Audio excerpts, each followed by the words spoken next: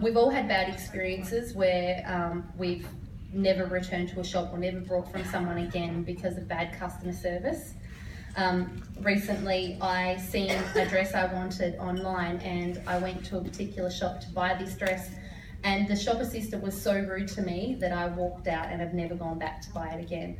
Purely, and I won't go back to that shop purely because of the way she treated me there, and I don't want them to get my money or my business. So,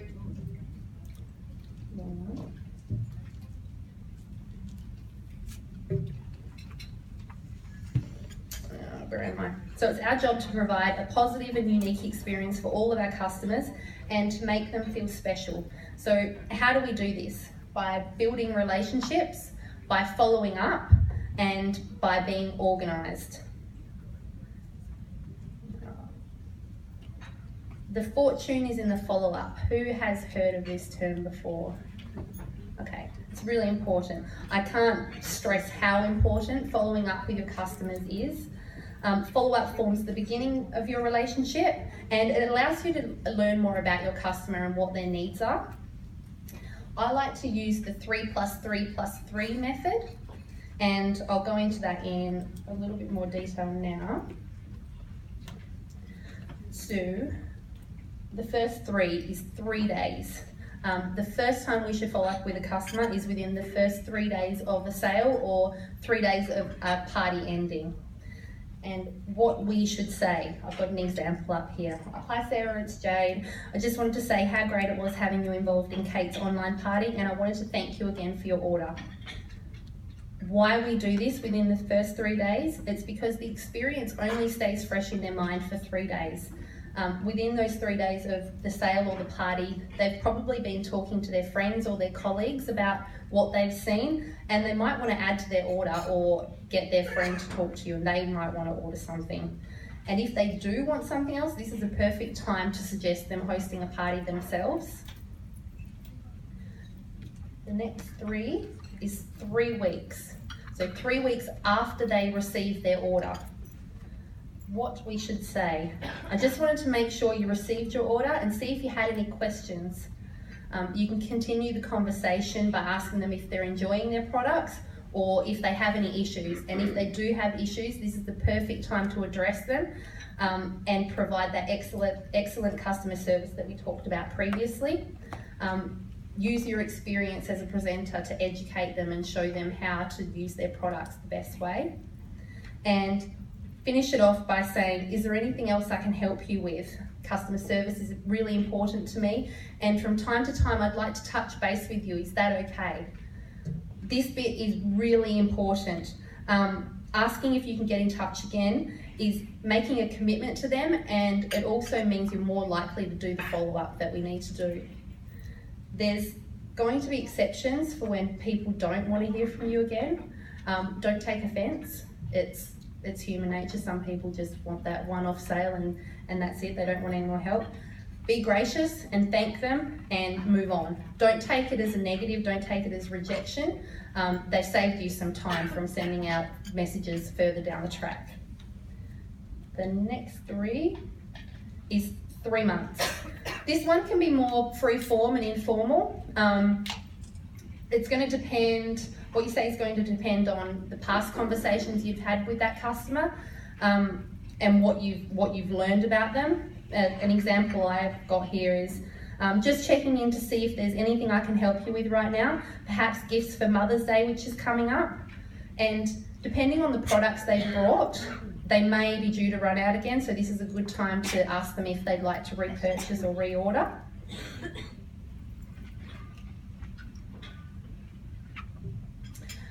And now we're on to following up. Following up forms the beginning of your relationship with your customer. Each interaction you have with them will build on that. Adding them to your friends list or to your VIP groups will increase the incidental interaction and also allows them to get to know you better and for you to get to know them better. Another way we can strengthen that relationship is by listening to their needs and offering solutions.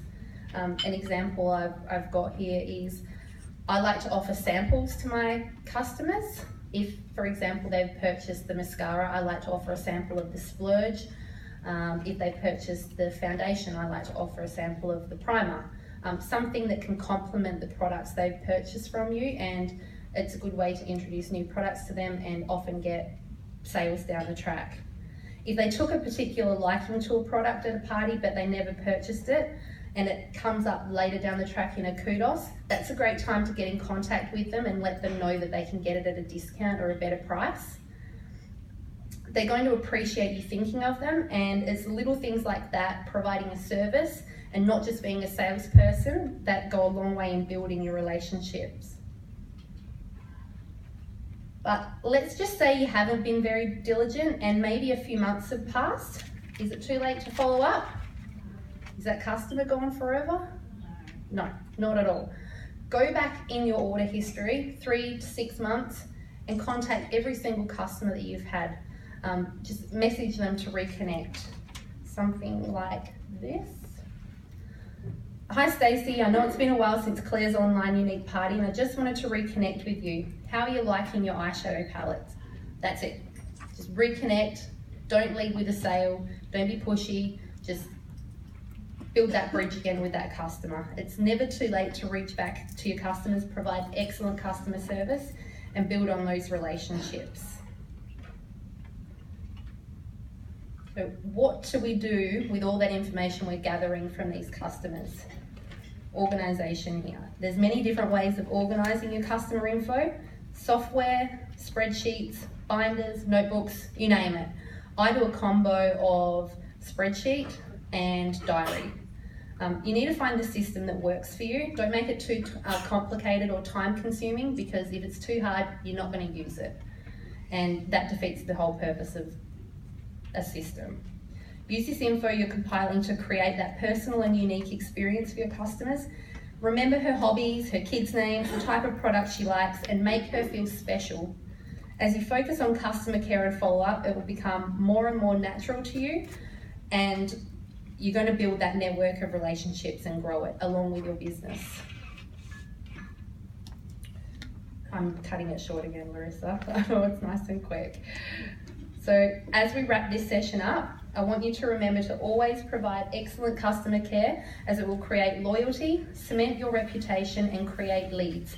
Be consistent with your follow-up, and don't worry about a no or I'm not interested, because a no today might just mean a yes tomorrow, or a yes a month down the track, or even a year from now. I've got people contacting me that I spoke to when Australia was launching almost 2 years ago now. They're still coming to me. So it's never a no, it's just a not now. If your relationship is solid, you can be confident your customers will come back to you and not head to Google to find a random presenter when they're looking to order something else or join. And that's it.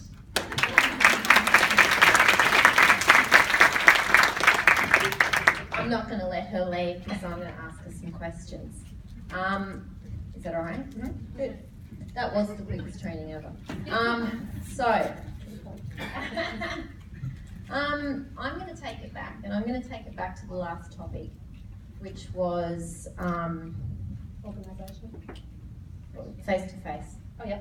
Okay, and I'm gonna ask this of you because I just had a conversation with someone outside, and it was about the 30-second commercial. I'm not going to name names. She wasn't sure that your 30-second commercial as a black status presenter would be the same for her as a pink status presenter. So can you, I suppose, talk more about that 30-second commercial? What yours was when you were, you weren't a leader, when you were a blue or a pink status presenter. Did it change? I didn't have one back in the beginning. What it was I sell makeup online, and it was growing and learning from other leaders where I've picked up bits and pieces and learnt that you really do need to sell yourself, and just think about what Unique's doing for you, what it's done for you, and what you feel you have to give as well, and just pull pieces from that and put that in your commercial, because we don't just sell makeup online, it's way more than that. No. Can I just ask, how many of you have a 30-second commercial? That many of you? One of you? So if someone says to you, what do you do? Sarah, what do you say? Sorry to put you on the spot. That's okay, I was writing. What would you say if I met you in the street and I said, wow, you've got amazing lashes, and you do? What would you say? I work for a global cosmetics company and I work from home. No, you don't work for a global cosmetics company. You own. But let's just take it back a bit. What do people usually say to you when you say that? Do they ask more questions about, oh, I want to know more, what company is it? They do, yes. Okay, Some do, some do, some don't. yeah. That's really what your 30-second commercial is aiming for. You want people to be interested in you. Because let's face it, if I met someone and they said, and I said, what do you do? And they said, I'm an accountant. I know what an accountant does. I'm going to say, oh, that's nice, and that's it, right? How many people know what a unique presenter does? Not that many, right? So you want to engage them. You want them to be interested. You want them to ask you questions. And if that's working, so be it. But that's the preparation with your 30-second. You want to basically inspire people to keep the conversation going. You want them to ask more. And you know, Jade says that the thing that sparks most interest is the fact that she says she wants to retire her husband, because people want to know how. So just think about it. If think about it in the reverse, right? What would someone need to say to you for you to ask more questions? Does that make sense to you all when you're thinking about your 30-second commercial? Question. Just more a comment. I don't necessarily agree with that. I think that it should have a different entry than wax does. No, I don't agree either. But you know, there's no right or wrong. Okay.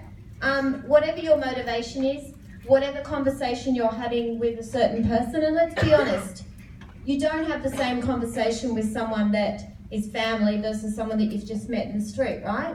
So your 30 seconds is going to change a bit. But you need to find what works for you. And that was Jade's point. You need to go home, you need to practice it.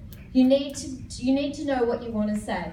And if you want to say that you own a global, you know, you're part of a makeup business, you want to say that you, you know, what was I saying earlier for you? I'm going to just dob in the person that asked me. Helen? Larissa, Yes? you were talking about like creating networks and Yeah, so, you know, why are you in this business? What's your motivation? And this goes back to what I was saying before. Are you in it to make money? Are you in it to have more free time? Are you in it to retire your husband? That can be part of your 30-second commercial. Many of us do this to stay at home with our kids. You can put that in there. I get to stay at home with my kids and work off my phone. Or, Yeah. And people want to know how and why. So there's no right or wrong with your 30-second. There's no right or wrong in the fact that Jade being a black, her white, and her 30-second may be similar to, you know, a yellow status presenter in the room. But you just have to find what works for you, okay? So now we're going to get back to customer care. Any questions on that? No? How many of you follow up with your customers? Yeah? Great. I'm going to ask a few of you then. Keep your hands up. I'm going to go to Lisa because she's right in the front, or you can come to me. So can you give an example of customer care that has given you a great outcome? Just something that you do, or something that you do that works. I guess I try and solve any problems they're having if they're not enjoying the products. I try and give them little tips on how to use it, maybe how to get the best out of their products. Okay. So helpful advice. Yep. And do you do that? How do you do that? Do you do it on the phone? Do you chat with them? Depending. Message them? Usually private messenger. Yep. Okay, great. One more? Four? I'm just filling in time here, right? yes, sorry. That's okay. I know, I love Swab. She's amazing. All right. I actually got this from a Jamboree rep because I ordered some nail wraps, you know, like you do. And she wrote me a handwritten note and saying thank you so much for supporting her business. And I was really touched, and I've had like 5 friends join Jamboree since, and I'm not buying from any of them because this lady's got my loyalty because she wrote me a handwritten note. So I've started writing handwritten notes to my new customers, and it's really working.